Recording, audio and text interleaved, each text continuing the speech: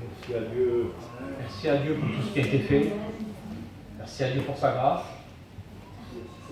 Merci à Dieu d'être là ce matin. Seigneur, pour grâce que nous avons.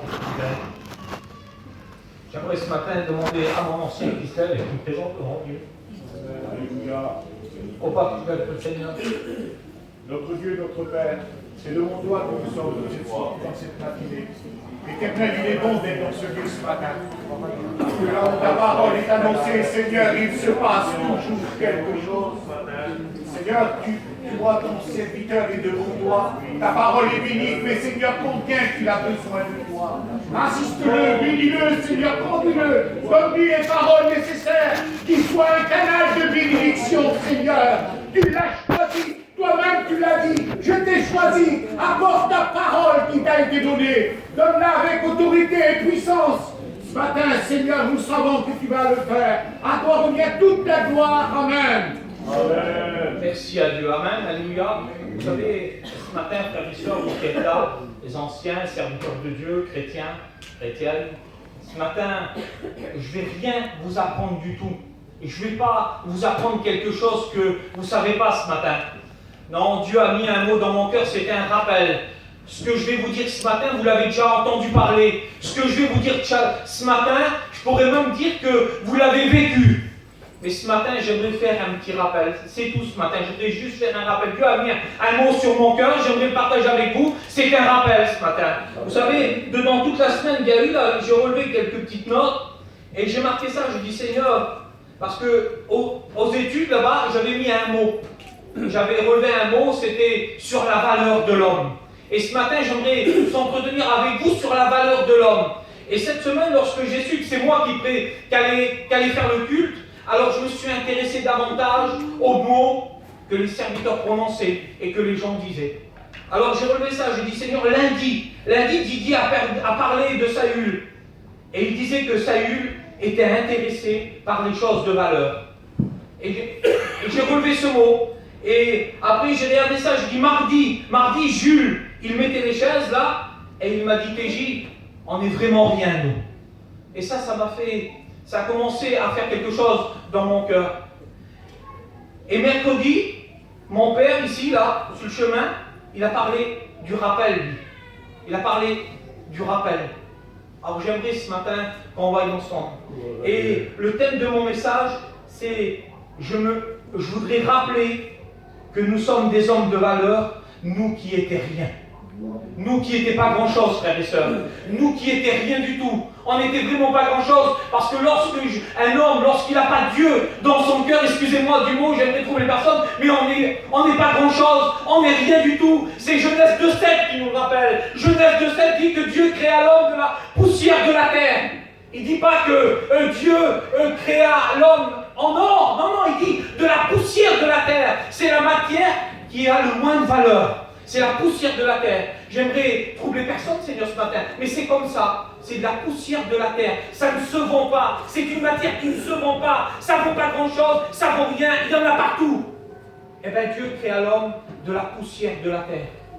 Et je regardais la parole de Dieu. Je dis, Seigneur, tu ne l'as pas créé en cuivre, malgré que l'homme, il y en a un petit peu dedans. Mais je veux dire, tu n'as pas pris une masse de cuivre, tu ne l'as pas créé en cuivre, tu ne l'as pas créé en bronze, tu ne l'as pas créé en laitan, ou en argent, en zinc, en or. Tu ne l'as pas créé d'une matière qui vaut de l'argent.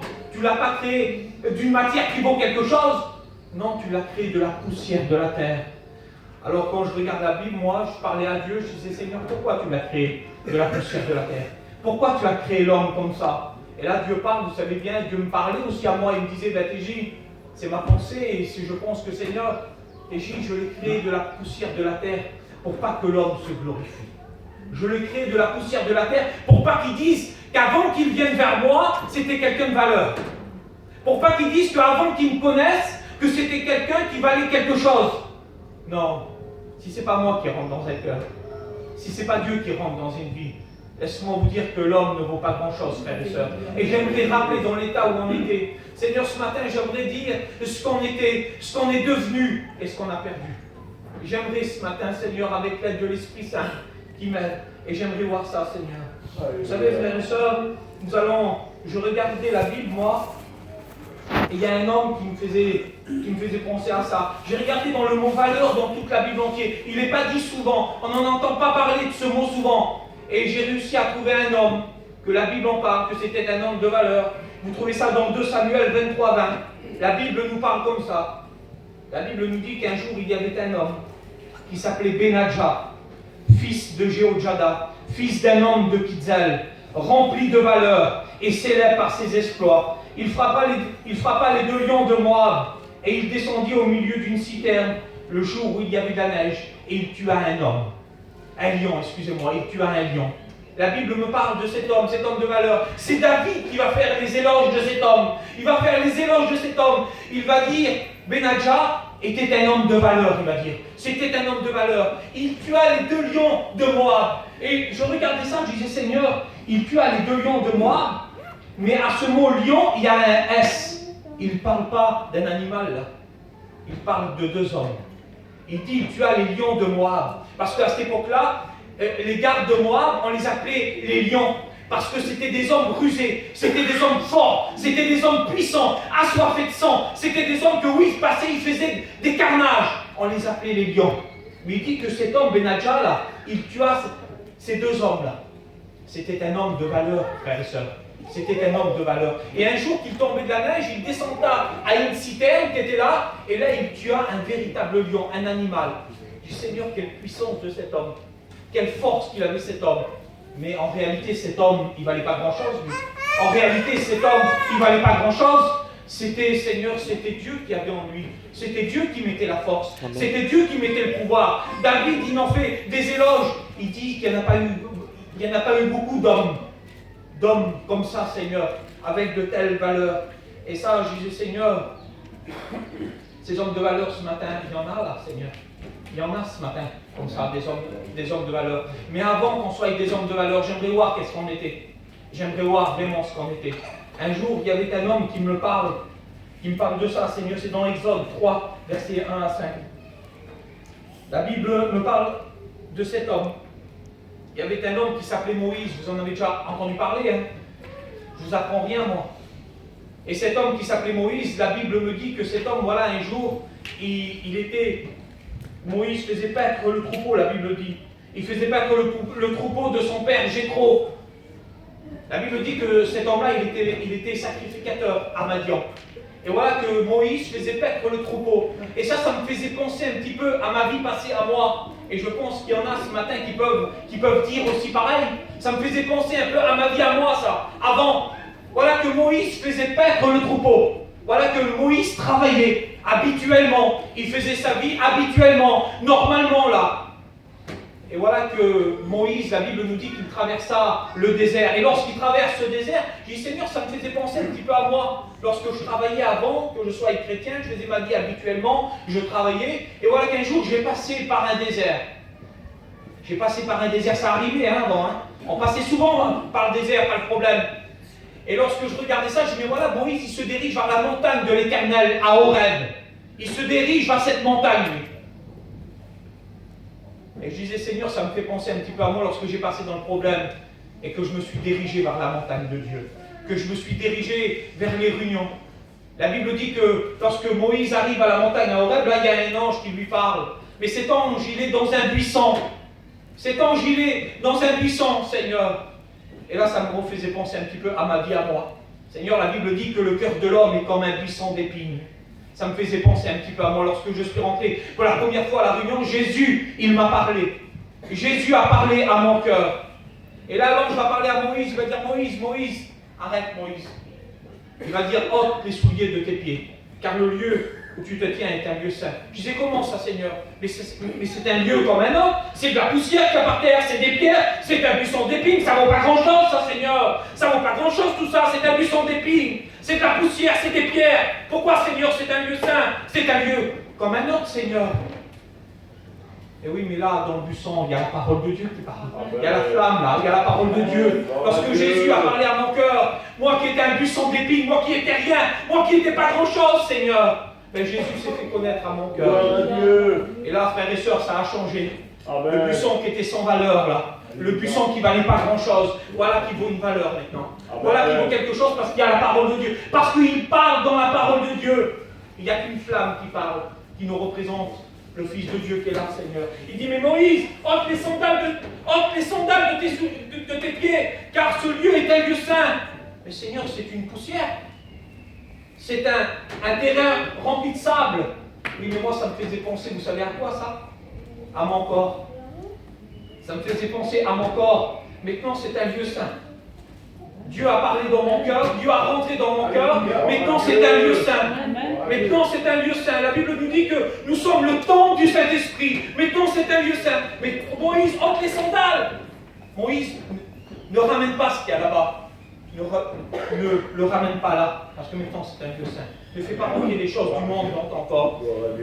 Ça y est, Moïse, maintenant. C'est la première fois que tu rencontres Dieu. Je t'ai parlé. Maintenant, tu connais les choses de Dieu. Et là, je regardais ça, je disais, Seigneur, comment que c'est grand? Comment que c'est grand? Parce que lorsque je regarde la Bible, je l'ai marqué par là. Là, maintenant, mon Moïse, ça y est, il a rencontré Dieu. Maintenant, Moïse maintenant, c'est une certaine valeur. Mais Dieu ne s'arrête pas là. Lorsqu'il a rentré dans ma vie, lorsqu'il a rentré dans votre vie, il ne s'arrête pas là, Dieu. Il va encore plus loin, Seigneur. Il met encore davantage de valeur. Il enrichit l'homme. Et je regarde ça, je dis, Seigneur, quel merveilleux exemple. Quel merveilleux exemple dans la parole de Dieu. Un jour, il y avait un homme qui nous montre cet exemple. Ça se trouve dans Genèse 28, au verset 10. La Bible me parle de cet homme-là. Un jour, il y avait un homme qui s'appelait Jacob. La Bible nous dit qu'il partit de Beersheba et allait jusqu'à Charan. Il arriva dans un lieu où il passa la nuit. Le soleil commençait à tomber. Et voilà que Jacob va prendre quelques vulgaires pierres qui étaient là. Il y avait quelques vulgaires pierres, je pourrais dire, Seigneur, qui ne valaient pas grand-chose, ils ne valaient rien du tout. Et la Bible nous dit qu'il se faisait une oreiller avec ces pierres-là, il se fait une oreiller. Et voilà qu'il va avoir un rêve dans la nuit, il va avoir un songe.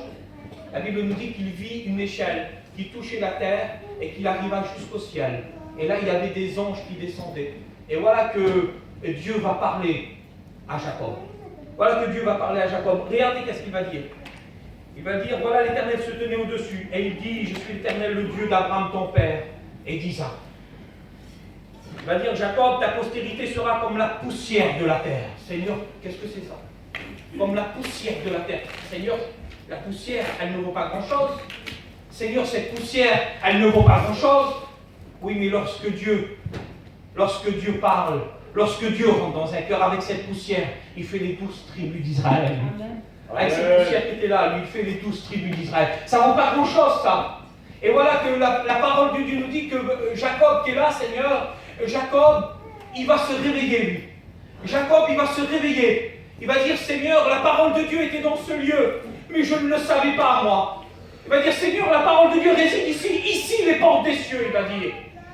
La parole de Dieu nous dit que Jacob va prendre ses pierres, ces vulgaires pierres là, il va prendre une pierre, et il va le mettre là, pourtant, je dis, Seigneur, mais ça vaut rien une pierre, c'est pas grand-chose une pierre, mais ça me représente encore à moi ça.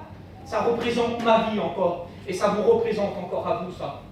Je dis, Seigneur, cette pierre, cette vulgaire pierre là, elle ne vaut pas grand-chose, mais Jacob l'a pris, et l'a mis sûrement sur une hauteur, et la parole de Dieu me dit qu'il va prendre de l'huile, et il va vider de l'huile sur la pierre.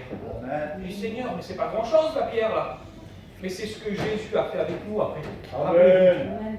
Lorsque Jésus a rentré dans notre cœur, dans notre buisson qui était là, Jésus est venu et il a versé en plus l'huile sur la tête, Seigneur. Et ça me faisait penser, je disais, Seigneur, c'est nous alors cette pierre. C'est nous cette pierre. Lorsqu'il a vidé l'huile sur cette pierre là, Seigneur, c'est quand tu as vidé l'huile sur nos têtes. Tu as mis de la valeur. C'est quand cette huile elle a coulé sur nos yeux, Seigneur, tu as changé notre vision. C'est lorsque cette huile, Seigneur, elle a coulé sur nos oreilles, tu as changé notre façon d'entendre. Cette huile a continué à compter sur notre bouche, tu as changé notre façon de parler. Cette huile elle a coulé sur nos mains, Seigneur, tu as changé notre façon de travailler. Cette huile a coulé sur nos jambes, Seigneur, tu as changé notre façon de marcher. Amen. Mais tu t'es pas arrêté là, Seigneur, parce que le chrétien qui a reçu de la valeur, lorsqu'il marche là, eh bien, les traces d'huile, il reste par terre encore. Les traces d'huile, il reste par terre qui nous représentent son témoignage. Seigneur, tu nous as donné un témoignage. Nous qui étions rien, Seigneur, nous qui n'étions pas grand-chose, Notre témoignage avant, Seigneur, c'était que nous avons un âme noire. Nous étions remplis de terreur. Ça, c'était notre témoignage avant. Cet homme-là, il n'est pas terrible. Cet homme-là, il se bat beaucoup. Cet homme-là, il parle mal. Cet homme-là, il fait la bringue, excusez-moi. Seigneur, tu as changé notre témoignage aussi. Tu nous as mis de la valeur. Tu as mis de la valeur, Seigneur. Tu as mis de la valeur. Quelle beauté, Seigneur. Mais Dieu ne s'est pas arrêté là encore. Dieu ne s'est pas arrêté là. Il a continué à nous mettre de la valeur.